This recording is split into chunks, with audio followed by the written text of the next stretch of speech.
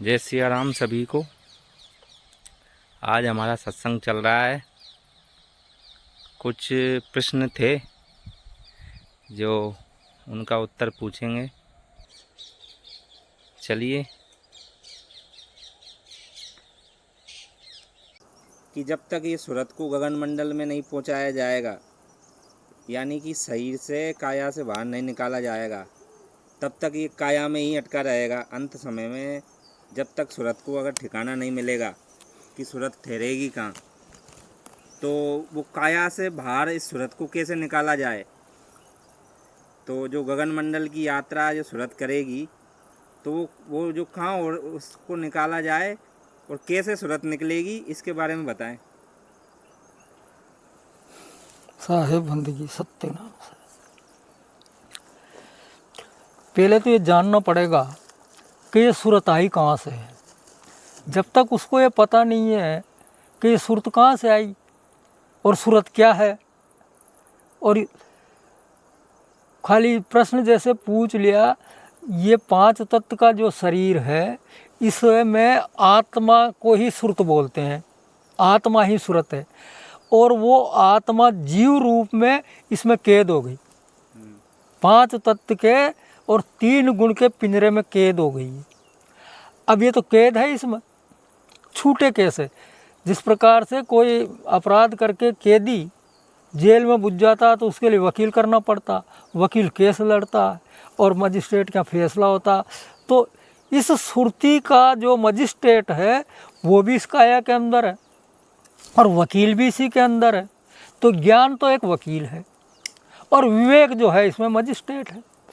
अब ये सुरत को वो ही छुड़ाएगा। न तो हम वकील को समझ पाए और न मजिस्ट्रेट को समझ पाए।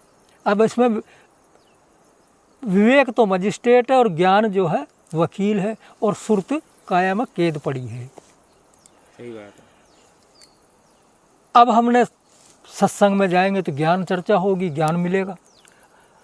कई लोग प्रश्न कर देते हैं, लेकिन न गुरु बनाया, न सत्संग में आना, न सत्संग में जाना, उनको कोई पता ही नहीं है। जब वो सत्संग में जाते जाते, जैसे तुलसीदास जी ने कहा, बिन सत्संग विवेक न होई, बिन हरि कृपा सुलभ नहीं सोई। तो जब तक वो सत्संग में नहीं आएगा जाएगा और गुरु नहीं बनाएगा, अब उसे उसके पूर्व जन्मों के कर्मों के हिसाब से गुरु मिलना है। और उसने कक्षा 1 का गुरु बना लिया। अब कक्षा 1 में क्या अनार वाला, आम वाला, इमली वाला वहाँ से पढ़ाते, तो वो उसको पूजा पद्धति पे लगा देगा, देवी की, देवता की, फलाना की, इसकी उसकी पूजा। उसके बाद का उसे जो मास्टर मिलेगा यानी गुरु मिलेगा, वो आगे की स्टेज बता देगा कि भाई ये पूजा को छोड़ और सुमरन कर, नाम ले। जैसे भी नाम है, जितने भी जो इस प्रकृति में जिसको वो दूसरी स्टेज पे पहुंचाओ। फिर आगे का गुरु मिला तो उसने कह दिया कि इनको भी छोड़ दे। जिस प्रकार से विद्यार्थी अनार वाला कहते कहते फिर ऑटोमेटिक वो अनार वाला आम वाला नहीं कहता है, वो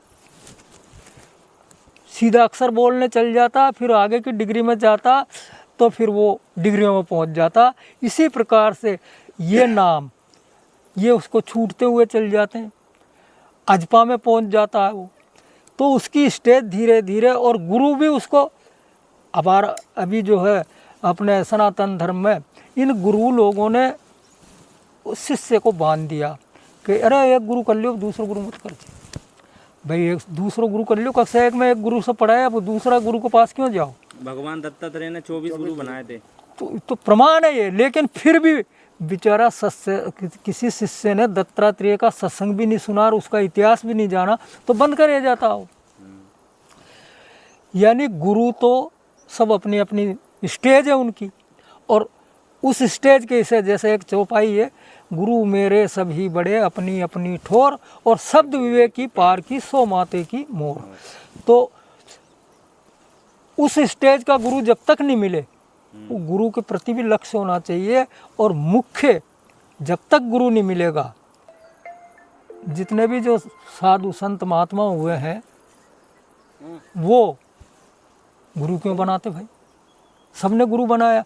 राम कृष्ण से को बड़ा उन्होंने गुरु कीन, यानी उनने भी गुरु करे। दुर्वासा जी कृष्ण के गुरु थे, राम के वशिष्ठ गुरु थे, शंकर के वृंची गुरु थे, ब्रह्मा के अग्नि गुरु थे, सबके गुरु हैं और सबने गुरु बनाया। गुरु का सबसे ऊंचा पद है। अब जब तक कोई गुरु नहीं करेगा तो उसे रास्ता मार्ग नहीं तो जो है। चौथे लोक का भेद अब है, चौथा लोक का भेद तो पहले लोक में उलझा पड़ा है वो, और चौथे लोक तो क्या, वो अजपा विषय है, वो मात्र विवेक का विषय है, और वहाँ सुरती जाती है जो परमात्मा का अंश है, जीव ईश्वर अंश, जीव अविनाशी, तो वहाँ जीव जाता है। अब अभी तो हम ये समझ पाए कि ये सारा का सारा ही शरीर जाए। ये शरीर तो 5 तत्व काया मिट्टी का बना हुआ है, और इसमें काम क्रोध लोभ मोह अहंकार पीछे पड़े हुए हैं। इनको सबको जब तक सुमरन नहीं करेगा वो, और धीरे धीरे काया का सुमरन अक्षरी नाम से होगा, काया का नाश, और विदेह जो देह है, इसमें 5 देह है, इसमें स्थूल सूक्ष्म कारण महाकारण केवल्य, जब तक ये 5 देह हैं से आज़ाद नहीं होगा, वो श्रुति आज़ाद नहीं होगी जिसे हम आत्मा बोलते हैं, वो इसमें आकर के जीव संज्ञा में आ गई। इससे आज़ाद होने के बाद में वो आत्मा हो जाती है। नहीं ये बोला है ना कि चल, अब यह आत्मा ही चौथे लोक में पहुंचेगी। यह आत्मा जब आगे उठेगी, हंस रूप होगी, और हंस रूप होगी तो ये हंस की गति कितनी तेज होती है। तो जो चौथा लोक है, जिस प्रकार से ये मृत्यु लोक, इस मृत्यु लोक में 3 लोक हैं, पाताल लोक, मृत्यु लोक और स्वर्ग लोक, ये 3 खंड है इसके। ये पिंड के अंदर है, और इसके बाद पिंड के बाद आया ब्रह्मांड। अब ब्रह्मांड की रचना अलग है। अब ब्रह्मांड की रचना जो इसमें जाएगा उसे पता पड़ेगा। वो ब्रह्मांड की रचना भी इस काया के बाहर है, और अंड की रचना भी अलग है, और इसके बाद मंड की रचना जो चौथी रचना है, जहाँ सत्य पुरुष विराजमान है, जिसे हम जो कहते हैं ना सनातन धर्म। असली सनातन तो वही है जो अमिट है, कभी मिटता नहीं है। और उसका क्या धर्म है, क्या है वो, सिर्फ उसको विवेक द्वारा जाना जा सकता है, सदगुरु की कृपा से जाना जा सकता है। चौथा लोक की अभी तो कोई चौथे लोक की बात करते हैं, लेकिन चौथे लोक की उनको खबर ही नहीं है कि चौथा लोक कहाँ है। बहुत से तो इस काया में ही चौथा लोक ने बता देते हैं कि वो इस सिर में चौथा लोक है। चौथा लोक काया से बाहर है। चौथा लोक काया से बाहर है। अच्छा, ब्रह्मलोक भी काया से बाहर है। तो एक साकी ये बोली है कि चलो चलन चलन सब कोई कहे मोए अंदेशा और, तो जीते जागते वो अंदेशा के वो मिटाना है तो वो काया से बाहर जाके ही भाई मिटेगा। वो तो जीते जागते गुरु सब भेद बताते हैं कि काया से सुरती जब ऊपर चढ़ेगी तो सुरती 11वें द्वार से निकलेगी, और जिसकी सुरती 11वें द्वार से निकल गई तो सीधी चौथे लोक में जाएगी। अच्छा, जियत मरे सो लग पावे, सो ही जीव परम पद पावे। जीते जी मरने की कला सीख लो।